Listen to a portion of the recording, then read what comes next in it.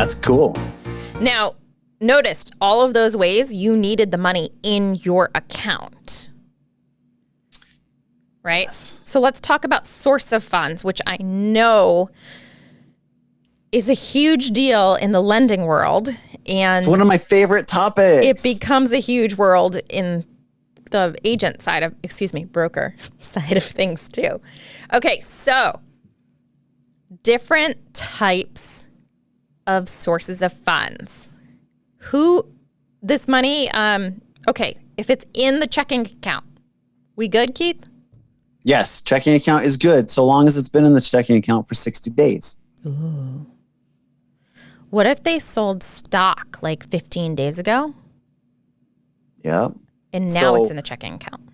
We're going down the rabbit hole, you guys, and I just want to prepare you for this. This is what drives buyers insane. Yep. And what I mean by that is all of a sudden, we're in the middle of a transaction, right? I have plenty of money for the down payment. Let's call the down payment and closing costs. Let's call all that $100,000. Yeah. I need $100,000.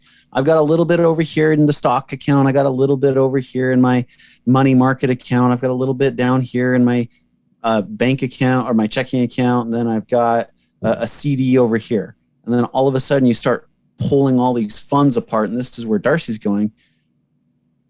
Well, you got to document it all. Yeah. And I feel bad for my clients sometimes because they start moving all this money around, and then all of a sudden we're asking for an updated transaction history. And Darcy, if I got paid for every time I said, hey, could you provide me with an updated transaction history? I wouldn't have to do mortgages. Long story short, folks, this is where the pre-approval process is so important, to cross the T and dot the I of assets to know where they're coming from. So if that money, to answer Darcy's question, I totally went off on the rail there. To answer Darcy's question, if you sold stock and dumped the money and the proceeds of the stock sale into your checking account, I need to see the stock account for 2 months, and then I need to see the transfer from stock into your checking account, and then from your checking account to escrow. And I think people really do understand when a lender asks for that. I'm going to add one more thing on top of this. As the broker, I need to know before we write the contract that that's what you're doing. Because the proper way to write the contract is for me to define if the money is coming from some source other than your checking or savings account. So if you have to sell stock, I have to write in there certain amount will be coming from the sale of stock. You can adjust it and everything, but to have the contract done right, we need to know that. Well, and to take this one step further, money is super important, because if you're selling that stock and you're selling that stock to put down the previously mentioned earnest money, it takes time to liquidate stock and get it into your account. It may be longer than 2 business days. So and that could put you in a world of hurt. Yeah. So the solution that we've had to go to sometimes, which nobody likes this solution, is saying, Mom, Dad, can we borrow $30,000 while it's transferred from stock? So what happens in that case?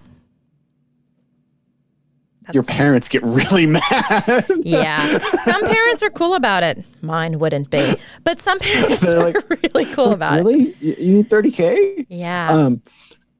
So what happens in that case is it just, in essence, muddies the water, right? So what would happen is a couple things could work out here is that we prove that an acceptable party, relatives, gave you the money, and then that you had the money to cover it, you've repaid the relatives, and we washed the relatives out of the asset equation.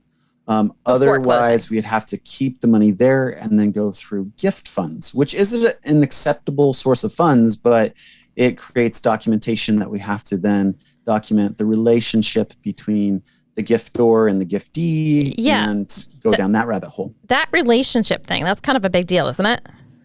It's a huge deal. It's a do or die deal. Right. Okay, so it's not Darcy, you and I, we've known each other for years and years and years. Mm-hmm. I cannot gift you money.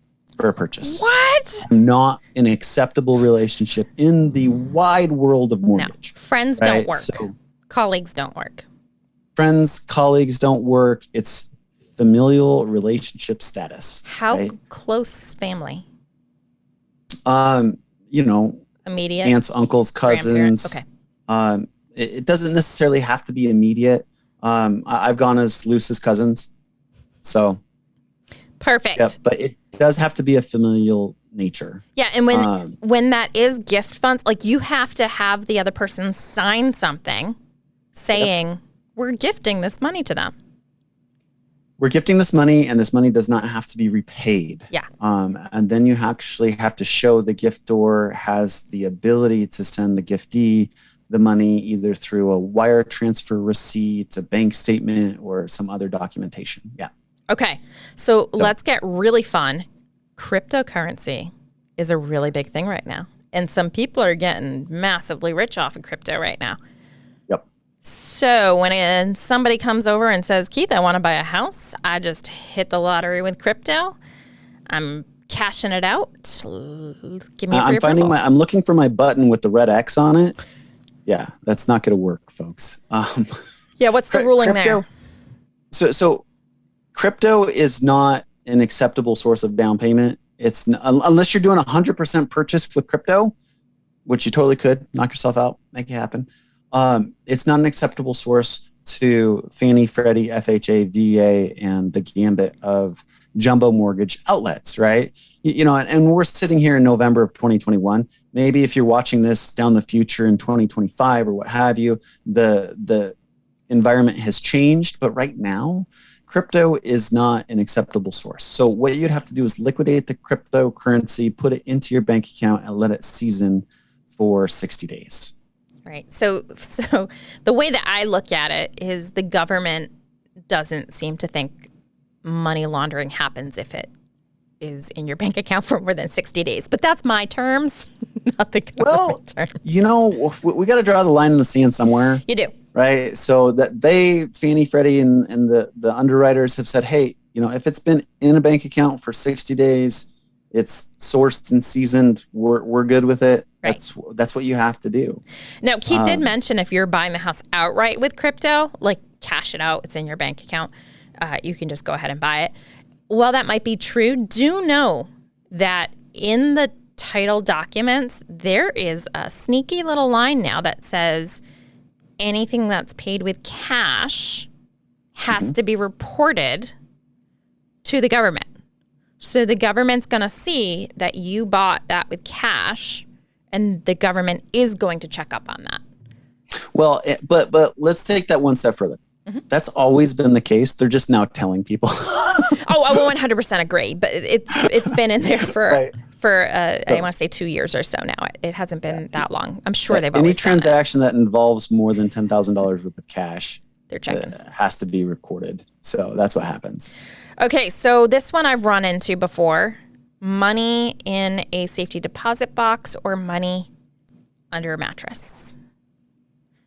Yeah, the good old safety deposit box or gun safe or mattress money. I mean, great for you to put money aside. That's awesome.